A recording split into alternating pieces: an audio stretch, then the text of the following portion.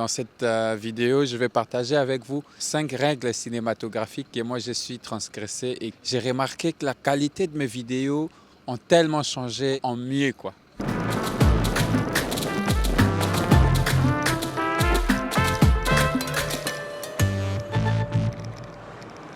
En fait, dans le cinéma ou dans la photographie, on nous a toujours enseigné que c'était pas bien de braquer son objectif face à la lumière, là où provient la source de la lumière.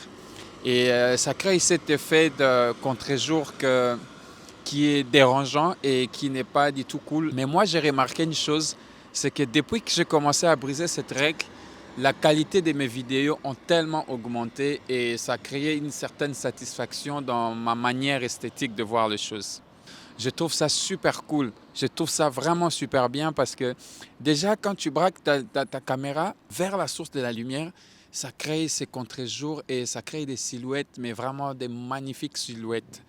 Je ne sais pas comment vous les dire. Et très souvent, par exemple, Spielberg il utilise souvent le contre-jour avec un peu de brume, avec un peu de fumée. Ça crée un peu de ce qu'on appelle de flares. Et ça, c'est vraiment super bien. Ce sont des rayons lumineux, des faisceaux lumineux et c'est tellement chouette à les voir dans les vidéos, quoi. La stabilité dans le cinéma ou dans la cinématographie fait partie des règles d'or.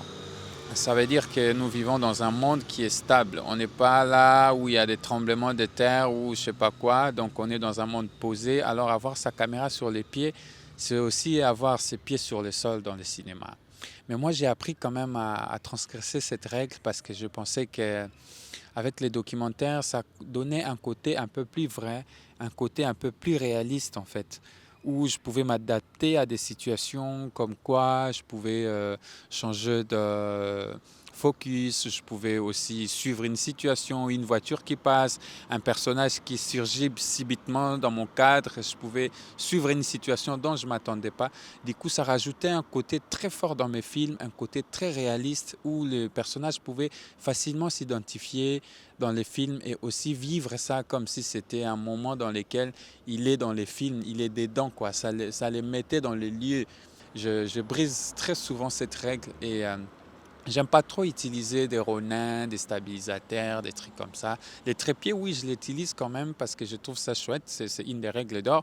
Mais dans mon expérience de documentaire, je préfère plutôt avoir ma caméra sur la main et m'amuser avec et m'adapter à des situations qui peuvent s'improviser face à ma caméra. Et là, je vais passer à la troisième règle, la plus importante, c'est la règle de toujours avoir un script et suivre son script et ses dialogues à la lettre.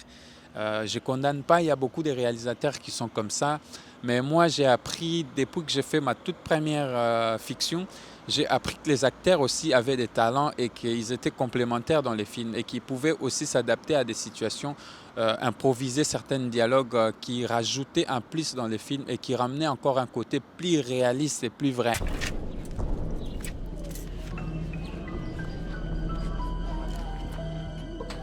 Et attends, à mon tour. C'est pas comme ça qu'on lance, faut lancer comme des filles.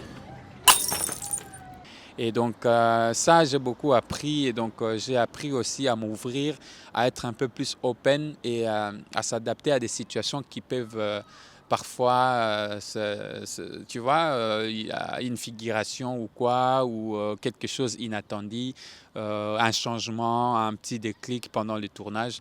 Et j'ai été surpris que ça marchait super bien. Et depuis là, j'ai aussi appris vraiment à ne pas toujours suivre à la règle, à la lettre, le script ou le scénario.